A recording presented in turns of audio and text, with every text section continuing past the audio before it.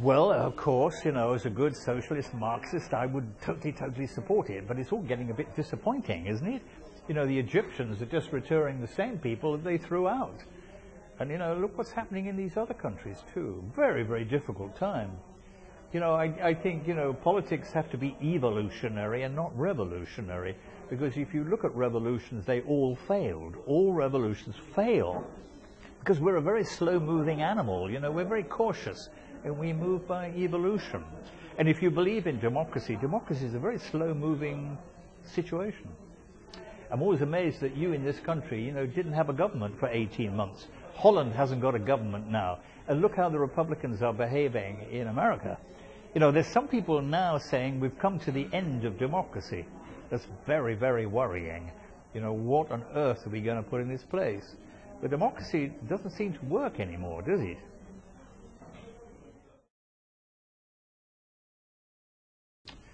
Well, way back, you know, they always say the most difficult film is your second film. The first film, you take risks, and if you're lucky, well, you're lucky. But then people expect you to make the first film again the same.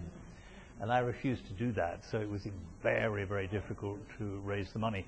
It was a film called Z and Two Noughts, which in shorthand is simply called Zoo, Z-O-O. And it was all made in Rotterdam Zoo. The entire film was made in the zoo. But it was a very, very busy film, and there were lots of ideas in it. And London Time Out at the time said there were 3 films all struggling to take preference. But I will say, although I don't think the acting was very good and some mise-en-scène was rather clumsy, if ever anybody gave me any money to make one of my films again, that would be the film I'd make, because it was so ridiculously ambitious. I made a film called 8½ Women, which was my homage to Fellini 8½. And it was really about male sexual fantasy. And it was really, you know, too difficult for the public. And it was absolutely crashed at Cannes, I remember. Normally Cannes Film Festival treat me quite well, but they really smashed into this film. And mainly it was the males who objected, because they didn't like their fantasies being exposed in the cinema. I'm convinced.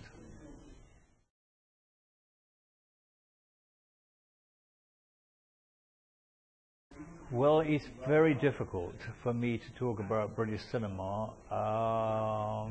Would you find it very boastful if I would say I'm not a very good British citizen anymore, but I think I'm a good European? I've lived now for about 30 years in Holland, and I have a long-term Dutch producer. I think we must have made about 80 films now, and we've now about to embark on our 16th feature film. So, although my Dutch is very, very bad, although I do have children who are totally bilingual, there is a way, I don't know, maybe it's sometimes a bit convenient.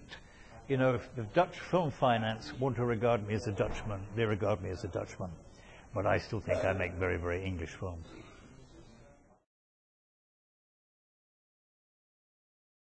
Well, you know, cinema was invented as a dumbed-down, cheap form of entertainment for the proletariat, but there's no proletariat anymore.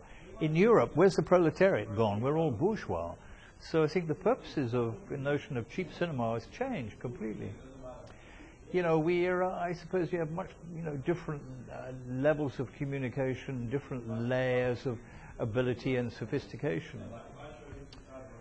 You know, several years ago I made a film, you might have heard of it, called The Cook Thief, His Wife and Her Lover, which was probably seen by 50 million people in the world. But I make a European art movie now, and I'm lucky maybe if 8 million people see it. The audiences are just disappearing. And the old pluralism, you know, which was very exciting at the time of the Nouvelle Vague and time in the middle period Italian cinema, was extraordinary. But it's very largely gone now. You know, if you were to make a list of really visionary filmmakers in Europe, it wouldn't be very long anymore. You know, Lars von Trier and Almodovar, and then what? You know, it's very, very difficult to find people who consistently have a cinematic identity and continue to make really invigorating films. I'm probably saying things which are very unpopular, and all sorts of filmmakers will put their hands up and say, what about me, what about me, what about me? But I think, you know, that's the status quo, and it's indicative that cinema really is dead. Well, it's never easy. I mean, it's never easy. And in a case where you've always got to start at the bottom again. You know, you can't necessarily rest on your reputation on what you did 10 years ago. But I rather suspect, you know, I'm here in Brussels because of what I did 10 years ago, not what I'm doing now. But we're very, very busy. I mean, I've never been busier. You know, we have 5 films in the pipeline. We just finished one. Hopefully it'll be at the Venice Film Festival. We start a new film in Mexico about Eisenstein. Then I'm remaking Death in Venice. Then there's a film in Romania. And then there's a film in Japan. And so it goes on. So lots and lots of films. Whether people will look at them at all, I don't know. We'll see.